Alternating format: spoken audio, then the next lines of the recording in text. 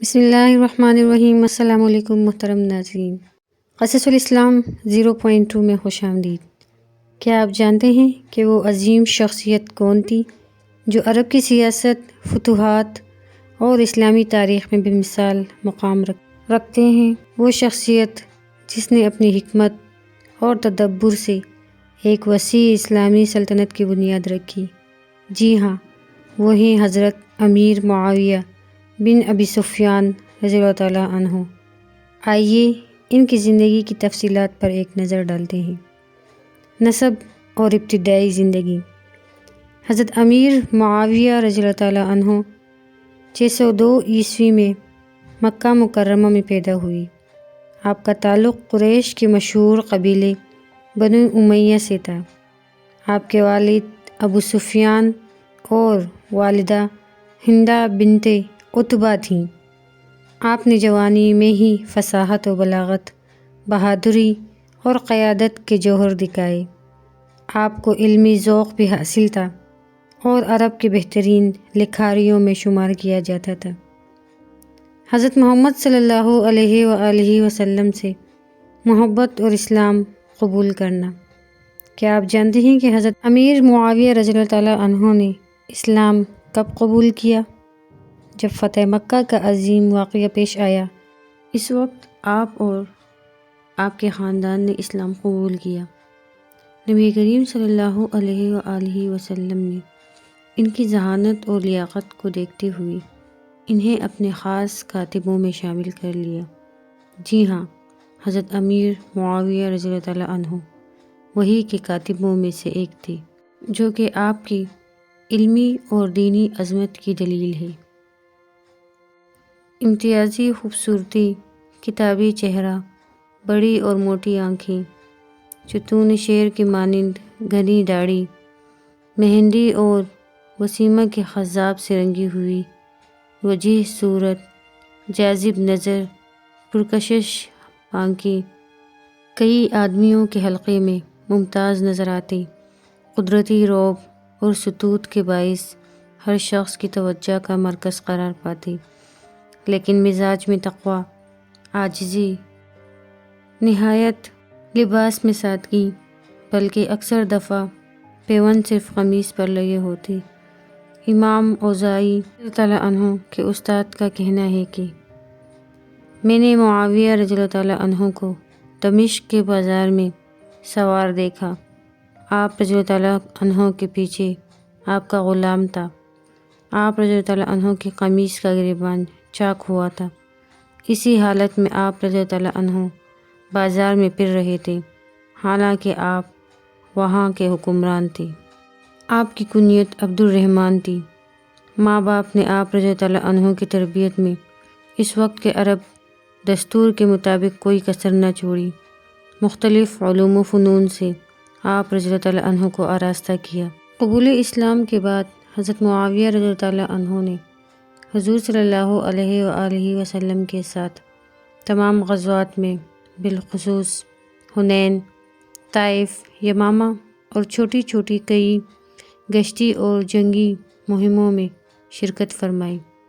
خصوصاً طائف میں اپنے والد حضرت ابو سفیان کے ہمراہ تبلیغ و جہاد کے لیے اہم خدمات سر انجام دی، اور آپ رضی اللہ تعالیٰ عنہ کے والد نے وہاں کے رئیس العظم بن الاسود کو حلقہ بگوش اسلام کیا، جس سے خوش ہو کر آپ صلی اللہ علیہ وآلہ وسلم نے ان کو اور ان کے والد کو کثیر مال غنیمت عطا فرمایا۔ مواخات۔ فتح مکہ کے بعد الفت و مواخات منقطع ہو چکی تھی، کیونکہ حضرت معاویہ رضی اللہ تعالیٰ عنہ فتح مکہ سے 2 سال قبل اسلام قبول کر چکے تھے۔ اس لیے حضور صلی اللہ علیہ وآلہ وسلم نے ان کی مواخات حضرت حطات مجاشعی سے کروائی۔ کتابت وحی۔ مفتی حرمین شیخ عبداللہ تبری لکھتے ہیں کہ حضور اکرم صلی اللہ علیہ وآلہ وسلم کے 13 کاتب تھے۔ ان میں حضرت معاویہ رضی اللہ تعالیٰ عنہ اور حضرت زید رضی اللہ تعالیٰ عنہ سب سے زیادہ کام کرتے تھے۔ خدمت نبوی صلی اللہ علیہ وآلہ وسلم۔ جب تک آپ صلی اللہ علیہ وآلہ وسلم بخیر حیات رہے، حضرت امیر معاویہ رضی اللہ تعالیٰ عنہ نبی کریم صلی اللہ علیہ وآلہ وسلم کی خدمت سے جدا نہ ہوئے، یہاں تک کہ سفر و حضر میں بھی خدمت کا موقع تلاش کرتے رہے۔ چنانچہ ایک بار رسول اللہ صلی اللہ علیہ وآلہ وسلم کہیں چلے تو آپ رضی اللہ تعالیٰ عنہ بھی پیچھے پیچھے ہو گئے۔ راستے میں آپ صلی اللہ علیہ وآلہ وسلم کو وضو کی حاجت ہوئی، پیچھے مڑے تو دیکھا معاویہ رضی اللہ تعالیٰ عنہ لوٹا لیے کھڑے ہیں۔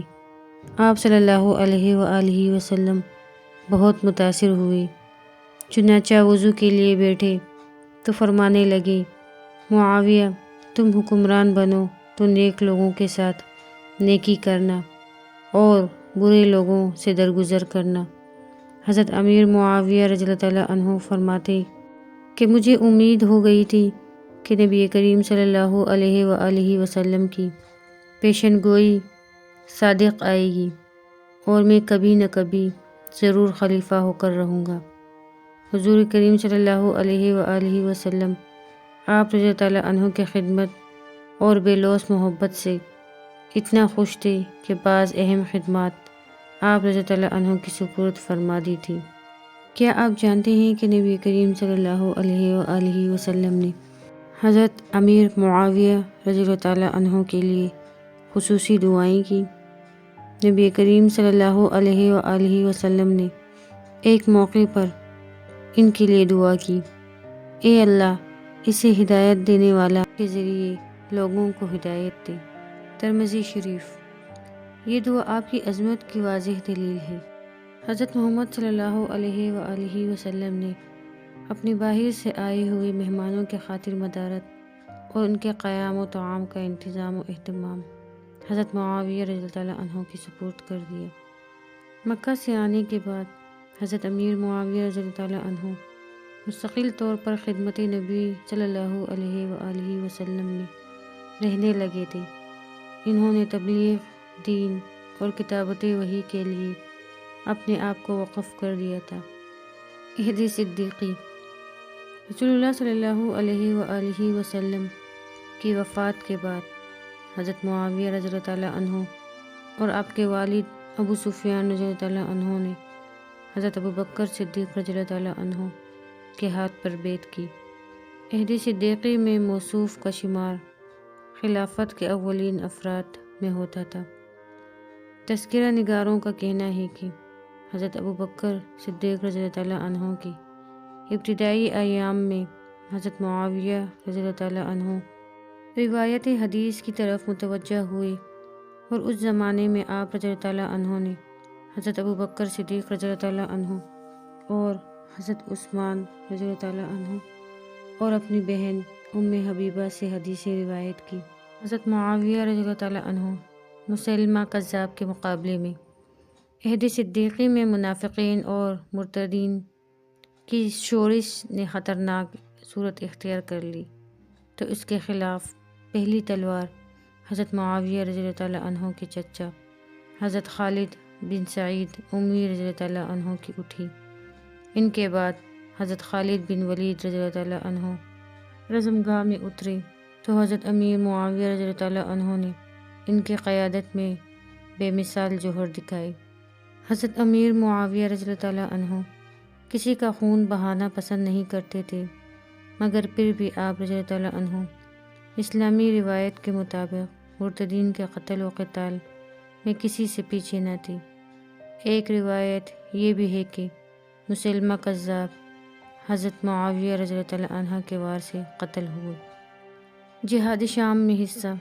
حضرت امیر معاویہ رضی اللہ تعالیٰ عنہ کے بڑے بھائی حضرت زید رضی اللہ تعالیٰ عنہ بن ابی سفیان کو حضرت ابو بکر صدیق رضی اللہ تعالیٰ عنہ نے شام کے لشکر کا امیر بنایا، تو حضرت امیر معاویہ رضی اللہ تعالیٰ عنہ کو اس لشکر کے ہر اول دستے کا علم بردار مقرر کیا۔ ایک روایت سے معلوم ہوتا ہے کہ آپ رضی اللہ تعالیٰ عنہ اپنے بھائی کے دوسرے شامی لشکر کے امیر بنائے گئے۔ الغرض حضرت امیر معاویہ رضی اللہ تعالیٰ عنہ ان خوش نصیب مجاہدوں میں سے ایک ہیں جنہیں صدیق اکبر رضی اللہ تعالیٰ عنہ اور فاروق اعظم رضی اللہ تعالیٰ عنہ کی نگاہ انتخاب نے امت مسلمہ کی قیادت کے لیے چنا۔ ملاحظہ ہو کہ شام جانے والا یہ پہلا لشکر تھا جسے مشہور سپہ سالار ابو عبیدہ بن جراح رضی اللہ تعالیٰ عنہ، خالد بن ولید رضی اللہ تعالیٰ عنہ بھی شامل تھے۔ عہد فاروقی: حضرت ابوبکر صدیق رضی اللہ تعالیٰ عنہ کا دور صرف 2 سال 3 ماہ 10 دن پر مشتمل تھا، اس لیے جولانی طبع کے جوہر دکھانے کا صحیح موقع عہد فاروقی میں آپ رضی اللہ تعالیٰ عنہ کو ملا۔ فتح مرج کے بعد آپ رضی اللہ تعالیٰ عنہ نے اپنے بھائی یزید رضی اللہ تعالیٰ عنہ بن ابی سفیان کے ساتھ شام کے مضبوط قلعہ ہیدا عرفہ اور بیروت کی تسخیر کے لیے پیش قدمی کی۔ عرفہ کے قلعے کو فتح کرنے کے لیے حضرت امیر معاویہ رضی اللہ تعالیٰ عنہ نے جان جوکھوں میں ڈال دی، اور ان قلعوں کی فتح نے حضرت عمر رضی اللہ تعالیٰ عنہ کو بہت متاثر کیا۔ چنانچہ حضرت عمر رضی اللہ تعالیٰ عنہ نے خوش ہو کر آپ رضی اللہ تعالیٰ عنہ کو اردن کا گورنر مقرر کر دیا۔ قبل ازیں جو علاقے رومیوں کے قبضے میں چلے گئے تھے، آپ رضی اللہ تعالیٰ عنہ نے دوبارہ چھین لیے اور وہاں اسلامی شان و شوکت کا پھر جھنڈا لہرایا۔ 1400 سالہ اسلامی تاریخ میں پرتگال سے لے کر چین تک پھیلی ہوئی وسیع و عریض حکومت جو 64,15,000 مربع میل کے رقبے کو محیط تھی، قریباً 20 سال تک صرف حضرت امیر معاویہ رضی اللہ تعالیٰ عنہ کے دور میں قائم ہوئی۔ حضرت امیر معاویہ کا عہد خلافت اور اجماع امت: ربیع الاول 41 ہجری، نہر دجیل کے کنارے واقع موضع مسکن میں سیدنا حسن رضی اللہ تعالیٰ عنہ نے سیدنا معاویہ رضی اللہ عنہ کے حق میں خلافت سے دستبرداری کا اعلان کیا۔ صلح کا مختصر سا خاکہ ملاحظہ ہو۔ لڑائی کے بعد سیدنا امیر معاویہ رضی اللہ عنہ کو 1 سال کو عرصہ گزرا ہوگا کہ حضرت علی رضی اللہ عنہ اپنے باغی ابن ملجم کے ہاتھوں شہید ہو کر فردوس بری میں پہنچ گئے۔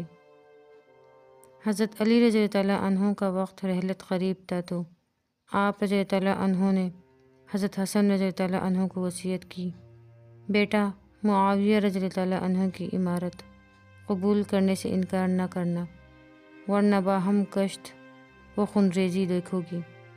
چنانچہ حضرت حسن رضی اللہ عنہ نے اپنے والد کی نصیحت پر عمل کی۔ جب شیعان علی رضی اللہ عنہ نے حضرت معاویہ رضی اللہ عنہ سے لڑنے کے لیے زور دیا تو آپ رضی اللہ عنہ نے ان سے فرمایا، میرے والد مجھ سے فرما چکے ہیں معاویہ رضی اللہ عنہ ایک دن کامیاب ہوں گی، خواہ ہم کتنی ہی بڑی فوج لے کر ان کے مقابلے میں نکلے، یہ غالب نہ رہے گی۔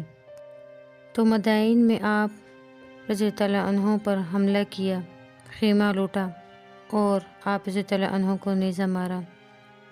جب امام حسن رضی اللہ عنہ کو نیزہ مارا گیا تو آپ زخم کی تکلیف سے کراہ رہے تھے، اور ایک شخص زید بن وہب سے فرما رہے تھے کہ بخدا میں معاویہ کو اپنے لیے ان لوگوں سے بہتر سمجھتا ہوں جو اپنے کو میرا شیعہ کہتے ہیں۔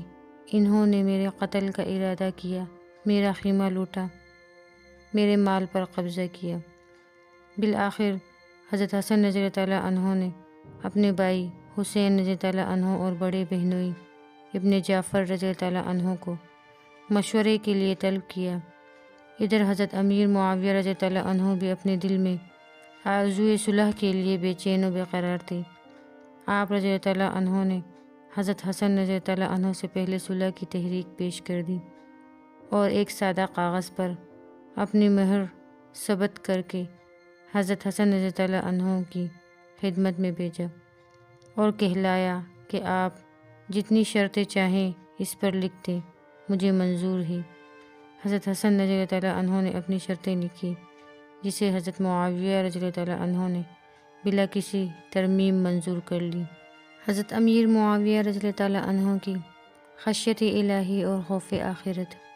سیدنا معاویہ رضی اللہ تعالیٰ عنہ خدا کے خوف اور آخرت کے ڈر سے ہر وقت لرزہ رہتے تھے۔ بسا اوقات روتے روتے ہچکیاں بند جاتی تھی اور ریش مبارک آنسوؤں سے تر ہو جاتی تھی۔ ترمذی شریف میں ہے کہ ایک مرتبہ حضرت ابو ہریرہ رضی اللہ عنہ نے حشر و نشر اور روز آخرت کے باعث پرس پر ایک عبرت ناک حدیث سنائی، جس کا اثر حضرت معاویہ رضی اللہ عنہ کے دل پر ہوا۔ وہ ایسا زار و قطار رونے لگیں، ہچکیاں بند گئیں، آنسوؤں کی جڑی لگ گئی، یہاں تک کہ سامعین بھی رو پڑے اور سب کی آنکھیں نم ہو گئیں۔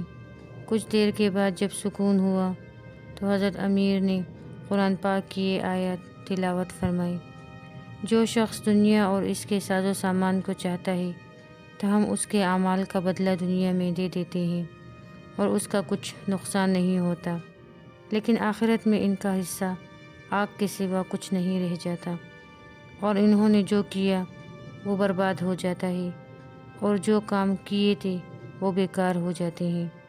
یہ ان معاویہ رضی اللہ تعالیٰ عنہ کی رقت قلب، خشیت الہی اور خوف آخرت کی ایک مثال ہے، جنہیں عام طور پر دنیا طلب اور مواخذہ آخرت سے بھی نیاز کہا جاتا ہے۔ قرآن سے شغف۔ روایات سے اندازہ ہوتا ہے کہ حضرت معاویہ رضی اللہ تعالیٰ عنہ کو قرآن پاک سے گہرا لگاؤ تھا، اور کیوں نہ ہوتا جبکہ عہد رسالت میں آپ رضی اللہ تعالیٰ عنہ کو زیادہ تر وقت قرآن حکیم کی کتابت میں صرف ہوا کرتا تھا، اور نبی کریم صلی اللہ علیہ وآلہ وسلم دعا فرمایا کرتے تھے: خدایا معاویہ کو قرآن کا علم عطا فرما۔ یہ دعا بارگاہ خداوندی میں قبول ہوئی، اور حضرت معاویہ رضی اللہ عنہ سے قرآن پاک کی کتابت کے لیے جبرائیل امین تشریف لائے اور حضور کریم صلی اللہ علیہ وآلہ وسلم سے عرض کی کہ آپ صلی اللہ علیہ وآلہ وسلم معاویہ کی خدمات حاصل کریں کہ وہ قرآن کو اچھی طرح سمجھتے ہیں۔ حضرت معاویہ رضی اللہ عنہ کاروبار خلافت کے باوجود بلا ناغہ تلاوت فرماتے تھے۔ حضرت امیر معاویہ رضی اللہ عنہ نے اسلامی سلطنت کو ایک مضبوط نظام میں ڈالا اور بہترین حکمرانی کی۔ پہلی مرتبہ ایک منظم عدالتی نظام اور دفتری ادارے قائم کیے گئے، اسلامی فوج کو مضبوط کیا اور دشمنوں کے خلاف کامیاب جنگیں لڑیں۔ پہلی بار اسلامی بحریہ قائم کی گئی، جس نے رومی اور بازنطی سلطنتوں کا مقابلہ کیا۔ حضرت امیر معاویہ رضی اللہ عنہ کی وفات کے بعد ان کے بیٹے یزید نے حکومت سنبھالی۔ اس طرح بنو امیہ کی وراثتی حکومت کا آغاز ہوا۔ یہ اسلامی تاریخ میں پہلا موقع تھا جب خلافت کو بادشاہت میں تبدیل کیا گیا۔ حضرت امیر معاویہ رضی اللہ عنہ کا دور اتحاد اور استحکام کا زمانہ تھا، جس میں اسلامی سلطنت کو مضبوطی ملی، لیکن ان کے بعد بنو امیہ کی حکومت ایک نئے سفر پر چل پڑی۔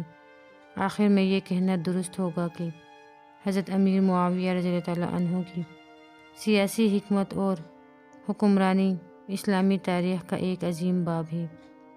اگر آپ کو یہ معلومات پسند آئیں تو ویڈیو کو لائک کریں، شیئر کریں اور ہمارے چینل کو ضرور سبسکرائب کریں۔ دعاؤں میں یاد رکھیے گا۔ جزاک اللہ خیر، والسلام۔